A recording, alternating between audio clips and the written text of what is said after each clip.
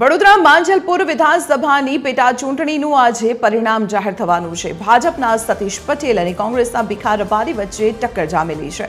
Bhavans school ખાતે પેટા ચૂંટણીની મતગણતરી અત્યારે ચાલી રહી છે।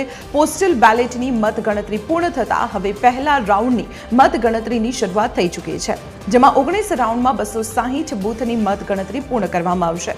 30 જુલાઈએ ઘર્ષણ વચ્ચે પેટા ચૂંટણી યોજાઈ હતી, જેમાં ફક્ત 37.50% જ મતદાન થયું છે। 2.19 લાખ પૈકી માત્ર 82,000 લોકોએ વોટિંગ કર્યું છે। ત્યારે સંવાદદાતા ભાવેશસિંહ રાજપૂત અત્યારે આપણી સાથે જોડાયેલા છે। ભાવેશ, કહી શકાય ખૂબ જ ઓછું મતદાન કે જેને અનેક સવાલો પણ ઊભા કરી દીધા છે। મતદાન વખતે ઘર્ષણ થયું હતું, પરંતુ આજે જ્યારે મતગણતરી છે ત્યારે કેવો માહોલ છે અને કેટલા વાગ્યા સુધીમાં પરિણામ આવી શકે છે? દીપાલી, વાત કરવામાં આવે તો અત્યારે માંજલપુર વિધાનસભામાં જ્યારે મતગણતરી હાથ ધરવામાં આવી છે, અત્યારે પોસ્ટલ બેલેટની જે મતગણતરી છે તે પૂર્ણ થઈ ચૂકી છે અને હવે ઈવીએમની મતગણતરી શરૂ કરવામાં આવી છે। પહેલા રાઉન્ડની મતગણતરી હાલ ચાલી રહી છે। પોલીસનો ચુસ્ત બંદોબસ્ત ગોઠવવામાં આવ્યો છે। માંજલપુર વિધાનસભા બેઠકની વાત કરીએ તો તે ભાજપનો ગઢ કહેવાય છે, કારણ કે લાંબા અરસાથી ભાજપના જે ધારાસભ્ય છે તે જીતતા આવ્યા છે અને હવે આ વખતે ભાજપ દ્વારા સતીશ પટેલ અને કોંગ્રેસ દ્વારા ભીખાભાઈ રબારી આ બે ઉમેદવારો ઊભા કરવામાં આવ્યા છે અને 30મી તારીખે જ્યારે મતદાન થયું ત્યારે પણ ઘર્ષણ વચ્ચે મતદાન પૂર્ણ થયું હતું અને 37.50% એટલે કે ખૂબ જ ઓછું મતદાન થયું હતું। હવે થોડી જ વારમાં એટલે કે આગામી 2 થી 3 કલાકમાં આખું પરિણામ સ્પષ્ટ થઈ શકશે।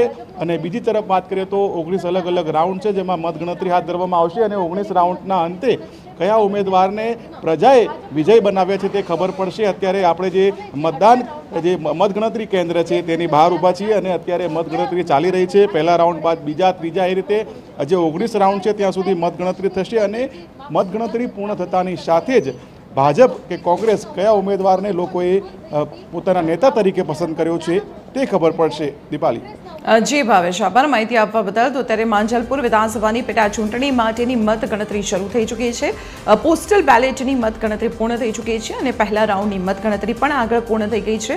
કુલ 19 રાઉન્ડમાં આ મતગણતરીની પ્રક્રિયા હાથ ધરવામાં આવશે। આપણે જણાવી દઈએ કે માત્ર 37.50% જેટલું જ મતદાન થયું છે, કે જેને અનેક સવાલો ઊભા કરેલા છે। ત્યારે વડોદરા માંજલપુર વિધાનસભાની પેટા ચૂંટણીનું આજે પરિણામ જાહેર થવાનું છે। ત્યારે ભાજપના સતીશ પટેલ અને કોંગ્રેસના ભીખા રબારી વચ્ચે સીધી ટક્કર છે। માંજલપુર વિધાનસભાના કોંગ્રેસના ઉમેદવાર ભીખા રબારીનું એક નિવેદન સામે આવ્યું છે। તેમણે કહ્યું કે મેં 50 વર્ષથી લોકો માટે કામ કર્યું છે। મને પૂરી ખાતરી છે કે લોકોએ તેમના ઉપર વિશ્વાસ મૂક્યો છે અને તેમને જીતાડશે। જે પરિણામ આવશે તે તેમને સ્વીકાર્ય હોવાનો દાવો પણ તેમના દ્વારા કરવામાં આવ્યો। આ સાથે કહ્યું કે તેમને ખાતરી છે કે તેઓ જીતશે।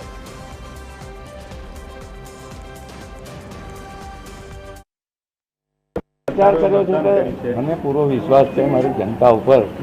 જનતા જનાર્દન મને તક આપશે। મને પૂરો વિશ્વાસ છે કે મારી લાઈફ અહીં આખી જતી રહી છે 50 વર્ષની, એટલે જનતા જે ચુકાદો આપશે સ્વીકાર્ય છે અને મને વિશ્વાસ છે કે જનતા મને સમર્થન આપશે। માંજલપુર વિધાનસભાની પેટા ચૂંટણીની આજે મતગણતરી હાથ ધરાઈ રહી છે। 37.50% જ મતદાન થયેલું છે, ત્યારે બપોર સુધીમાં તેના પરિણામો આવી શકે છે। ત્યારે ભીખા રબારીનું નિવેદન સામે આવ્યું અને તેમણે કહ્યું કે તેઓ આ વખતે જીતશે, કારણ કે લોકોને તેમના ઉપર વિશ્વાસ છે।